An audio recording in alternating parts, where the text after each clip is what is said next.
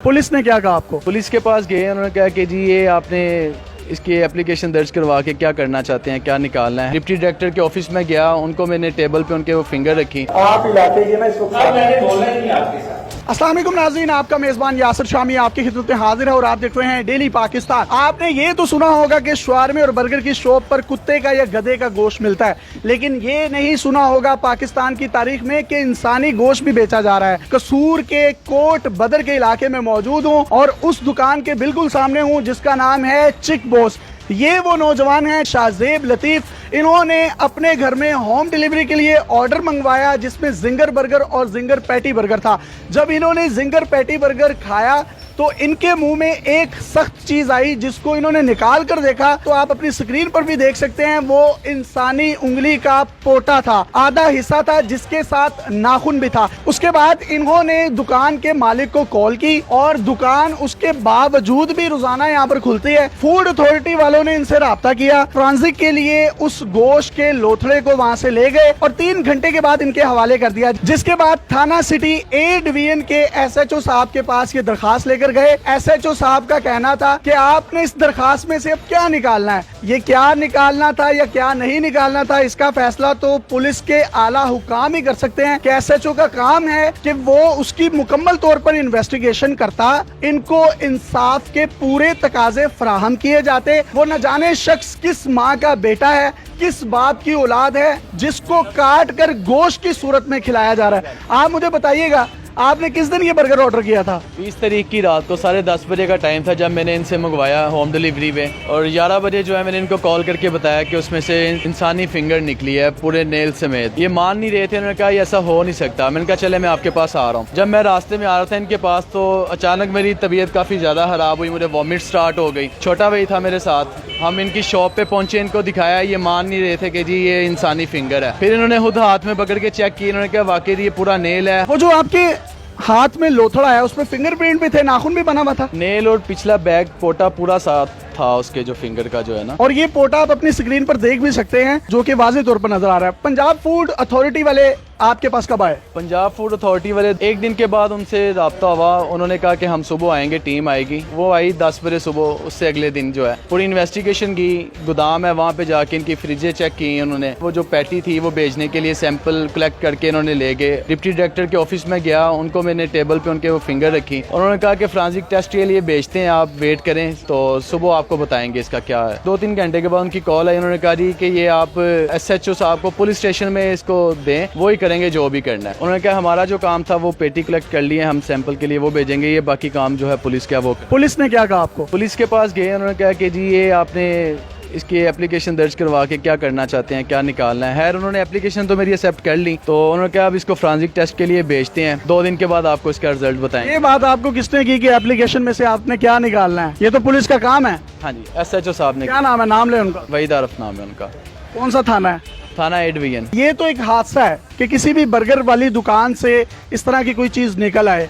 अब वो उनके जो सप्लायर हैं उनसे भी इन्वेस्टिगेशन होनी चाहिए, और रही सही कसर जो है वो पुलिस निकाल देती है कि आपने दरखास्त देके क्या निकालना है। भाई ये कत्ल है। ये कौन शख्स है जो इंसानों के गोश्त को बर्गर चिकन में मिलाकर खिलाया जा रहा है? कम से कम आप इन्वेस्टिगेशन तो करें।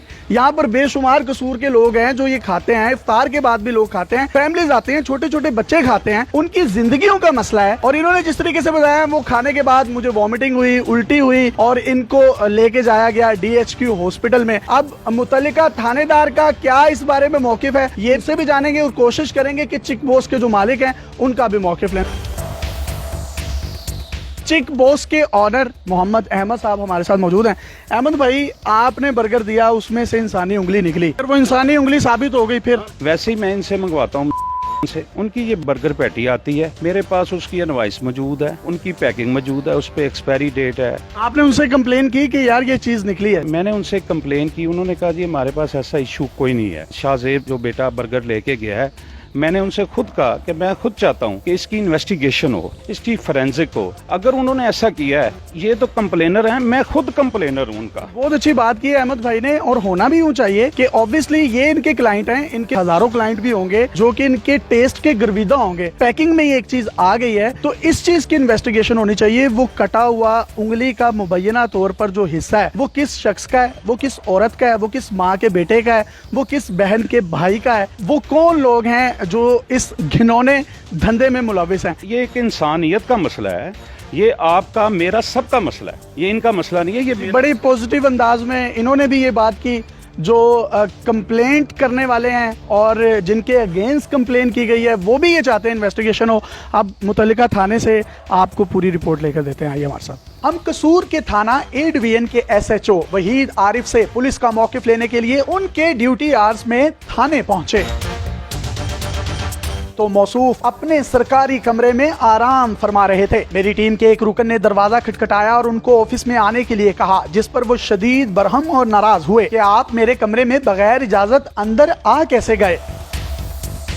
तो हुजूर सुन लीजिए, आप इस कौम के टैक्स के पैसों से तनख्वाहें लेते हैं और अवामी नौकर हैं। आपको आपकी तनख्वाहें ऑफिस में बैठकर शहरियों के जानो माल की हिफाजत के लिए दी जाती हैं, ना कि आराम के लिए। पुलिस स्टेशन और थाना जात अवामी मुकामात हैं, यहाँ जो चाहे जब चाहे 24 घंटों में से किसी भी वक्त आ सकता है, क्योंकि क्राइम का कोई वक्त नहीं होता, ये 24 घंटे होता है, लिहाजा इंसाफ भी 24 घंटे होना चाहिए। SHO साहब के मौकिफ ना देने के बहाने सुनकर हमने खुफिया रिकॉर्डिंग शुरू की, जिसमें SHO साहब अवाम की खिदमत की बजाय अफसरान की TC में मुलविस पाए गए और मौसूफ फोन पर किसी को कह रहे हैं कि SP साहब का फेयरवेल है तो फूलों का गुलदस्ता भेज दें।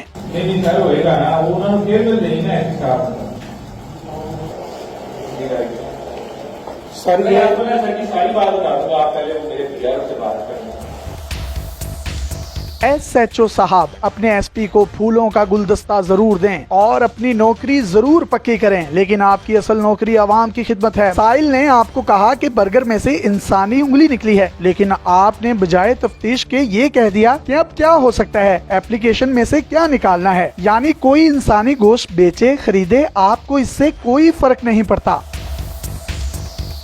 20 अप्रैल 2020 को SHO वहीद आरिफ साहब को एप्लीकेशन दी गई। पूरा एक हफ्ता गुजरने के बावजूद भी आप फ्रांजिक ना करवा सके। अगर करवाया भी है तो मौकिफ देने से क्यों घबरा रहे हैं। चलें आपकी ही सुन लेते हैं, आपके DPO ऑफिस के PRO से ही बात कर लेते हैं। उनको 2 से 3 कॉल्स की गई, लेकिन DPO ऑफिस के PRO ने भी कॉल्स रिसीव नहीं की। अब या तो पंजाब पुलिस के इस काबिल अफसर ने फ्रांजिक के लिए उंगली को भेजा ही नहीं, अगर भेजा है तो उसका मौकिफ देने से क्यों कतरा रहा है। जब एक चीज की फ्रांजिक ही नहीं हुई तो आप या मैं कैसे उसमें पार्टी बन सकते हैं। हमारा काम न्यूट्रल होकर देखना चाहिए, जो मैरिड है वो मैरिड है।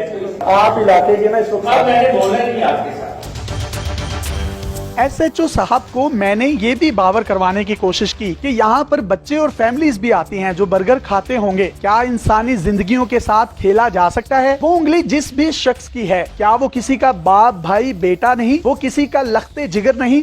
बच्चे भी खाते हैं बर्गर, सब कुछ होता है। क्या आइडेंटिफिकेशन नहीं होनी चाहिए इस चीज की कि कौन बंदा है, वो किस माँ का बेटा है, वो किस भाई की बेटी है या लड़की है या लड़का है, मुबैना तौर पर जो भी उंगली है जिसको भी आप सामने हाथ भी कह रहे हैं, इन्वेस्टिगेशन ही होनी चाहिए।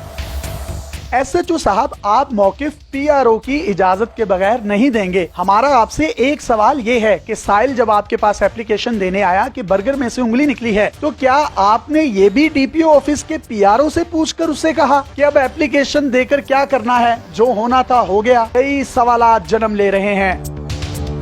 ये मुबैना उंगली इंसानी जिस्म की है या नहीं, इसका फैसला तो बाद में होगा, लेकिन पुलिस इस संगीन इशू को लेकर कितनी सीरियस है, इसका अंदाजा आप SHO थाना A डिवीजन वहीद आरिफ की गुफ्तगू से लगा सकते हैं। आप अपने PRO से पूछ के ये सारा कुछ करना है ना, हमें स्टांस देना है।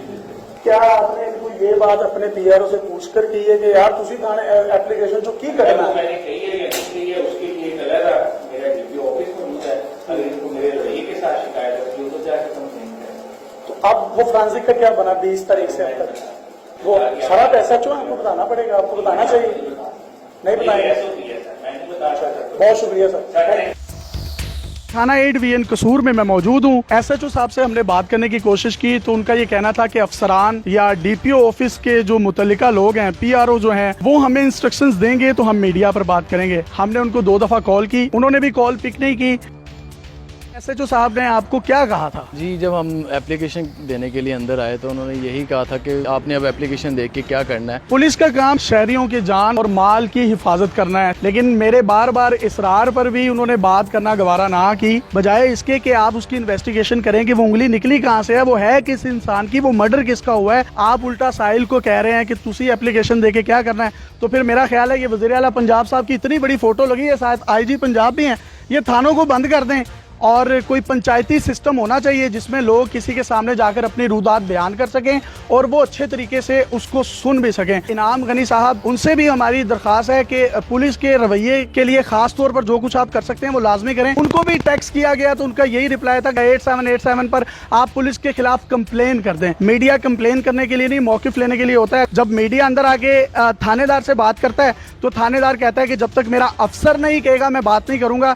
और मेरा ये सवाल है कि क्या उन्होंने अपने अफसर से पूछकर इनसे ये कहा कि आपने एप्लीकेशन में से क्या निकालना है? ये भी कुछ सवालिया निशान है।